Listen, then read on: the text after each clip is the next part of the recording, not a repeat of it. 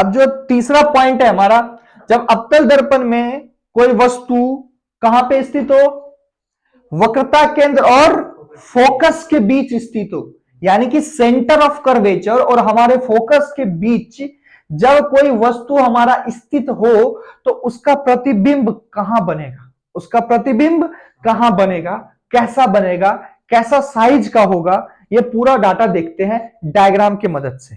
ठीक है ना। और डायग्राम मोस्ट इंपॉर्टेंट है। डायग्राम भले ही एग्जाम में आए कि नहीं आए, इससे फर्क नहीं पड़ता, डायग्राम बनाना आना चाहिए तुम लोग। क्या हुआ, डायग्राम बनाना आना चाहिए।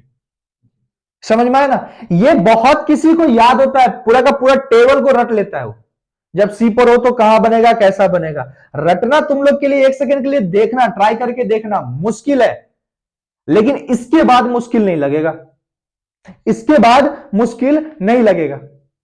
बात समझ में आ रहे हो। ये ऑब्जेक्टिव टाइप भी पूछ सकता है। और किरण आरेख जो हमारा रे डायग्राम है वो मस्ट इंपॉर्टेंट है, बहुत ज्यादा जरूरी है। उसको तुमको देखना, उसको प्रैक्टिस करना, उसको बार बार प्रैक्टिस करना बहुत ही ज्यादा जरूरी है, तुम लोग को करना भी चाहिए। तुम लोग को प्रैक्टिस इस पे चाहिए ही चाहिए। ठीक है, अभी चलते हैं। सी और एफ के बीच, सेंटर ऑफ कर्वेचर और फोकस के बीच हमारा इमेज लाई कर रहा है, मतलब स्थित है। तो अब डायग्राम बनाते हैं। तो डायग्राम कैसा बनेगा अवतल दर्पण का, इस प्रकार बन रहा है, यानी कि हम इधर की ओर स्थित करेंगे, कोई दिक्कत नहीं। अबे यार, ठीक है, कर दिए। अब प्रिंसिपल एक्सिस की बारी। प्रिंसिपल एक्सिस रे डायग्राम बनाने, हम बार बार एक एक पॉइंट को बार बार रिपीट कर रहे हैं। प्रिंसिपल एक्सिस बाहर की ओर स्थित, ये इसलिए बोल रहे हैं कि मेरे बोलने से तुम लोग बार बार ये चीज सुन के दिमाग में बैठा रहे। ठीक है, नए हो, जो जो पहले जिसका बेसिक बना होता है ना, उस स्टूडेंट को प्रॉब्लम नहीं होता समझने में। तुम लोग के लिए नया है ये चीज। क्या है, नया है ये चीज। जिसके लिए नया नहीं है वो बेटर समझ रहा है, जिसके लिए नया है उसको एक एक पॉइंट को समझाना पड़ रहा है कि भाई देखो, इसको प्रिंसिपल एक्सिस कहते हैं, ये अवतल दर्पण हुआ जिसको बाहरी सतह को स्थित करते हैं। तो यही चीज हम हर एक रे डायग्राम में बोलते जा रहे हैं ताकि तुम लोग के दिमाग में बैठ जाए। तो अब बैठने से क्या होगा, प्रिंसिपल एक्सिस हम लोग ऐसा बनाएंगे। ठीक है, थोड़ा टेढ़ा हो गया ना जी, चलेगा। प्रिंसिपल एक्सिस बनाएंगे तो यहां पे P बना। ठीक है, ये अवतल दर्पण है ना, यानी कि सेंटर ऑफ कर्वेचर किधर मान लेते हैं, इधर सेंटर ऑफ कर्वेचर इधर, तो फोकस इधर।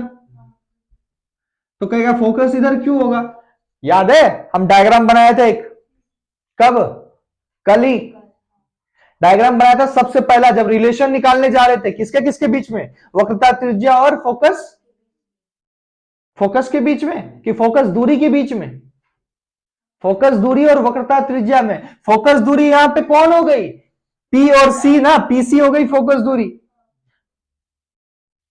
बोल रही है हाँ, पीसी मेरा क्या हो गया, वो ये केंद्र से लेके वृत्त तक की दूरी त्रिज्या नहीं कहलाती है, पीसी मेरी वक्रता त्रिज्या नहीं है। बोल रही है हाँ, हम बोल रहे हैं कि पीसी मेरा, तो बोल रही है हाँ, तो पीसी क्या हो गया यहाँ पे, वक्रता त्रिज्या हो गई। फोकस दूरी क्या होगी, फोकस और पोल के बीच की दूरी, फोकस और पोल के बीच की दूरी फोकस दूरी, और पोल और सेंटर के बीच की दूरी, तो केंद्र से लेके सर्कल तक की दूरी क्या कहलाती है, वक्रता त्रिज्या। वहां पे हम इमेज बनाए थे ना, इसलिए यहां पे फोकस लाई करता है, बता रखे थे ना कौन सा बिंदु कहां पे स्थित होता है।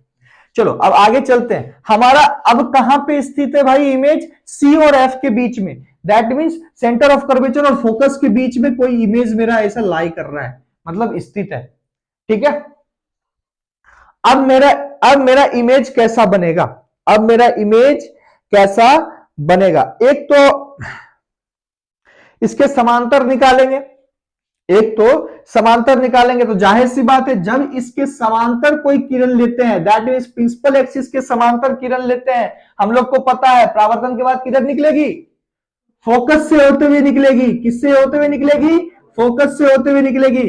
बात समझ में आ रही है ना। और ऐसा करके इसको थोड़ा ढंग से बनाओ, ऐसा करके, है ना, ये ऐसा आएगी, ठीक है। इधर का जो है बाकी चीज हटा दो। बात समझ में आ गया? हमें क्या पता कि जब प्रिंसिपल एक्सिस के समांतर कोई किरण गई, इस वस्तु के पीछे से कोई किरण आई, फोकस से होके गुजरी। अब दूसरा सेंटर ऑफ कर्वेचर से निकालो। कहां से निकालो? सेंटर ऑफ कर्वेचर से निकालो। थोड़ा इसको और बड़ा करो क्योंकि ये दोनों मिलने वाला है। हम लोग को इतना तो पता चल ही गया है अब। तो अब हम लोग सेंटर ऑफ कर्वेचर से जब कोई किरण निकालेंगे, दैट मींस ये इस प्रकार होता हुआ आएगा। यहां सेंटर ऑफ कर्वेचर है ना, इस प्रकार भाई आएगा, ठीक है। ये जिस पथ पे गया उसी पथ पे वापस आया और यहां पे ये दोनों आके मिल गया। यहां पे आके ये दोनों मिल गया। किस बिंदु पे? इस वाले बिंदु पे। यानी कि हमारा इमेज क्या था? ए और बी, ये दोनों इमेज था। पहला तुम इसके समांतर निकाले, दूसरा वक्रता केंद्र से निकाले। वक्रता केंद्र वाला तुमको सिंपल सी पता है, जिस पथ पे जाएगी उसी पथ पे वापस आएगी, और जो पैरेलल जाएगी वो फोकस हुए आएगी। जब ये दोनों आई गई तो यहां पे आके मिली। यहां पे आके मिलने के बाद हमको क्या पता चला कि मेरा इमेज फॉर्मेशन भाई यहां हो रहा है। कहां हो रहा है? यहां हो रहा है। यानी कि भाई क्या हो गया? ये ए डैश बी डैश, लोल लोल मेरा ए डैश हो गया, क्योंकि डैश वाले को प्रतिबिंब बता रहे हैं और बिना डैश वाले को इमेज बता रहे हैं। ये उल्टा हो गया, यानी कि बी डैश ऊपर चल गया, दैट मींस ये उल्टा हो गया ना। इसका लोल को ए माने थे, इसका लोल को ए डैश मानना होगा, तो लोल तो नीचे आ गया ना इसका, है ना। तो अब इस पॉइंट को समझना, अब इस पूरे डायग्राम को समझना। जब हमारा सी और एफ के बीच, जब हमारा सेंटर ऑफ कर्वेचर और फोकस के बीच जब कोई वस्तु स्थित हो, तो उसका इमेज अनंत और वक्रता केंद्र के बीच बनता है। इधर मेरा अनंत है ना, लेकिन अनंत पे जब कोई वस्तु का डायग्राम बनता है तो उसको इस तरह से दिखा नहीं पाते हैं, क्योंकि वो अनंत पे होता है। अगर यहां पे इसको हम दिखा पाए और सेंटर ऑफ कर्वेचर से इधर है, तो साइड की बात इधर अनंत है, तो अनंत और सेंटर ऑफ कर्वेचर के बीच में है, यानी कि वक्रता केंद्र और अनंत के बीच में ये इमेज बना। अगर ये अनंत पे जब बन रहा था इमेज, तब उसको हम ड्रॉ कर पा रहे थे? सीधा लाइन निकाल के छोड़ दिए थे? बोलो, ड्रॉ किए थे? नहीं। यहां पे तो ड्रॉ हो गया, यानी कि ये वक्रता केंद्र के कुछ ही दूरी पे बना है और इधर अनंत है, तो क्या बोलेंगे? वक्रता केंद्र अनंत और वक्रता केंद्र के बीच में हमारा इमेज बना। कहां पे बना?